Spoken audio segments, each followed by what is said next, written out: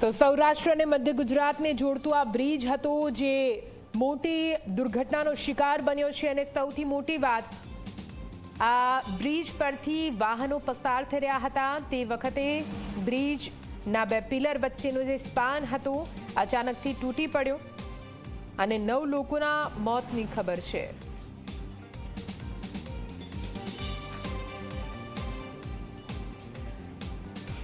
અને આજ વિશે વધુ માહિતી સાથે અલગ અલગ જગ્યાથી અમારા સંવાદદાતા અમારી સાથે જોડાઈ ગયા છે। ગાંધીનગરમાં આખરે કઈ રીતે હલચલ જોવા મળી રહી છે અમારી સાથે હેતલ જોડાઈ ગયા છે અને ઘટના સ્થળેથી રવિ અમારી સાથે જોડાઈ ગયા છે।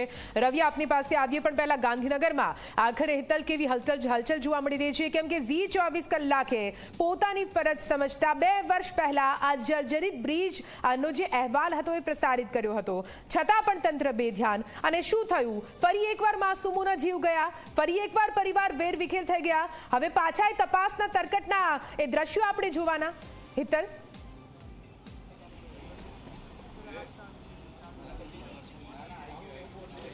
નિધિ, ચોક્કસ જી 24 કલાકે ચેતવ્યા હતા અને ત્યાર પછી જ સરકાર દ્વારા એ બ્રિજનું સમારકામ કરવામાં આવ્યું હતું। આ બ્રિજ નથી તૂટ્યો, અનેક પરિવારોનો જે બ્રિજ હતો એ બ્રિજ તૂટ્યો છે।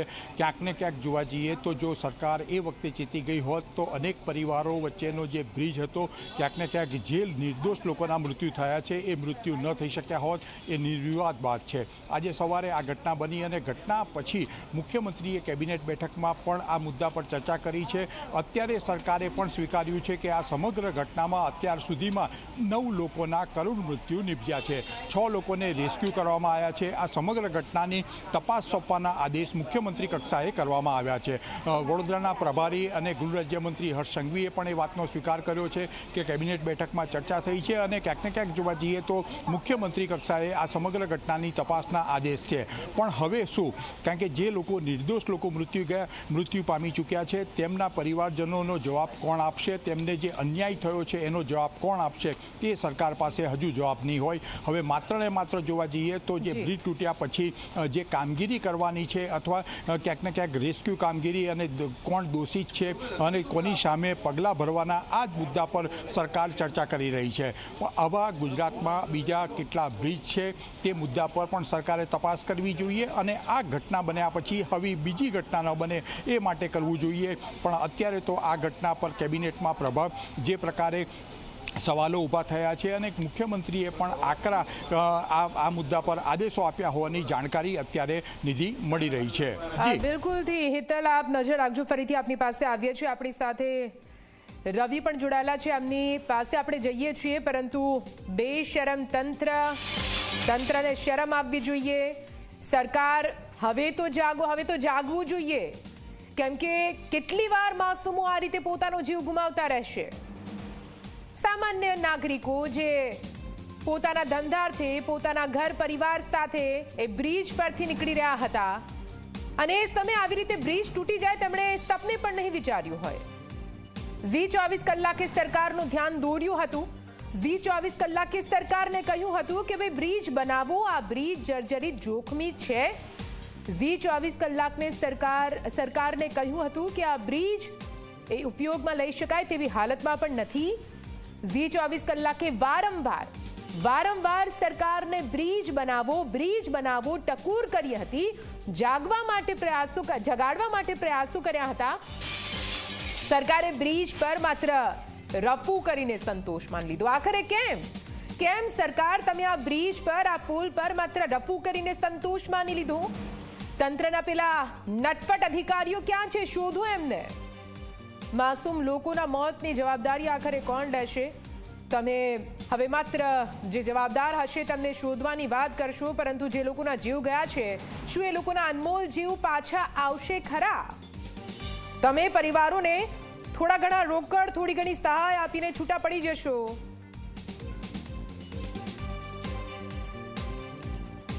પણ શું તમે અનમોલ જિંદગીઓ, અનમોલ જીવની કિંમત આંકી શકશો ખરા? એ નટફટ અધિકારીઓ જેમના ભ્રષ્ટાચાર રૂપી એ વિચારોના કારણે અને તેમના ખિસ્સા ભરવાના કારણે કઈ રીતે અહીંયા માસૂમો એક બાદ એક ગુજરાતમાં જીવ ગુમાવી રહ્યા છે, પણ તમને ક્યાં કોઈ ફરક પડવાનો છે? તમારે તો એસી કેબિનમાં બેસીને માત્ર ઓર્ડરો મારવા છે. ઘટના સ્થળેથી અમારા સંવાદદાતા રવિ સતત સવારથી જોડાયેલા છે, પળેપળની અપડેટ આપના સુધી પહોંચાડી રહ્યા છે, દ્રશ્યો પણ આપના સુધી પહોંચાડી રહ્યા છે. રવિ, ખૂબ જ દુર્ભાગ્યપૂર્ણ કહેવાય કે ફરી એકવાર આ રીતે બ્રિજ તૂટે છે, રમકડાની જેમ વચ્ચેથી તૂટી જાય છે અને તેના ઉપર ચાલતી ગાડીઓ રમકડાની જેમ નીચે પડે. પરંતુ આ ગાડીઓમાં બેઠેલા લોકો સામાન્ય નાગરિકો હતા, તેમને તો જાણ પણ નથી કે આ પ્રકારની કોઈ ઘટના તેમની સાથે બની શકે છે. સવારથી તમે ત્યાં આગળ છો, કયા પ્રકારના દ્રશ્યો ત્યાંથી સામે આવ્યા, કયા પ્રકારે રેસ્ક્યુ ઓપરેશન ચલાવવામાં આવ્યું, ત્યાંથી કેટલા લોકોને લઈ જવામાં આવ્યા છે, શું કંઈ આંકડો હવે સામે આવી રહ્યો છે? રવિ. નિધિ, પહેલાં તો હું અને દુર્ઘટના નથી માનતો, હું અને માનવ સર્જિત ઘટના માનું છું. કારણ કે જી24 કલાકે જો 2 વર્ષ પહેલાં આ અહેવાલ દર્શાવ્યો હતો કે આ બ્રિજ જર્જરિત છે, ક્યારે પણ પડી જશે, કંપારી છૂટી રહી છે, તંત્રને પણ જગાડ્યા હતા, સરકારને પણ જગાડ્યા હતા, પરંતુ સરકાર કે તંત્ર ન જાગ્યા, માત્ર ઠીંગણા મારી દીધા બ્રિજને જ્યાં ખાડા પડ્યા હતા તેને. પરંતુ જે તેનું સ્ટ્રક્ચર સ્ટેબિલિટી કરાવવું જોઈએ તે ન કરાયું અને જેના કારણે આજે જે બ્રિજ વચ્ચેથી તૂટી ગયો અને તૂટવાના કારણે 5 જેટલા વાહનો મહીસાગર નદીમાં ગરકાવ થયા અને અત્યારે તેમાંથી 9 લોકોના મૃતદેહ બહાર કાઢવામાં આવ્યા છે અને 9 લોકોને રેસ્ક્યુ કરીને બહાર કાઢ્યા છે, જેમને સારવાર માટે હોસ્પિટલમાં લઈ જવામાં આવ્યા છે. એટલે સૌપ્રથમ તો આ માનવ સર્જિત ઘટના છે અને એમાં હવે કોણ જવાબદાર છે તે શોધવાની જવાબદારી સરકારની અને પોલીસ તંત્રની છે. આમાં એક નિષ્પક્ષ તપાસ આપવી જોઈએ. સરકારના જો અધિકારી તપાસ કરશે તો જે જવાબદાર અધિકારી છે તે બચી જશે.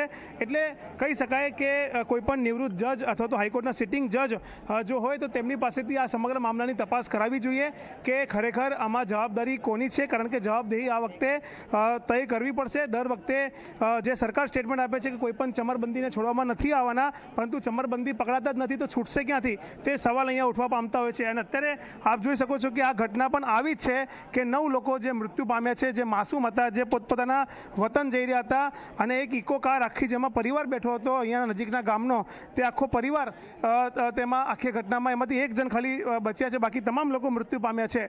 એટલે કહી શકાય કે આખો પરિવાર જે છે તે આ જે ધરતી છે તેના પરથી તેમને ત્યાં જતા રહ્યા છે. આપણે લોકો સાથે વાત કરીશું. ભાઈ, કયા ગામના હતા તમે? દરિયાપુરા.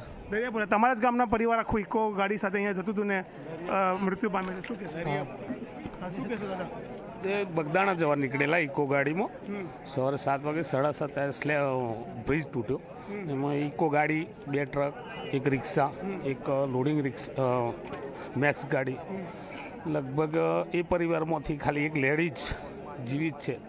બાકી એના 2 બાળકો, એ પોતે, એની બેન, એના બનેવી ટોટલ ડેટ છે. આ દુર્ઘટના માનો છો કે માનવ સર્જિત ઘટના માનો છો? દુર્ઘટના કહેવાય, બાકી તો માનવ સર્જિત છે. કારણ કે લગભગ 3-4 વર્ષથી તો આ રજૂઆત કરતા આવ્યા હતા, પણ આ લોકો એક તંત્રએ કોઈ ધ્યાન જ નહીં અને એનો ભોગ આ નિર્દોષ લોકો બન્યા છે.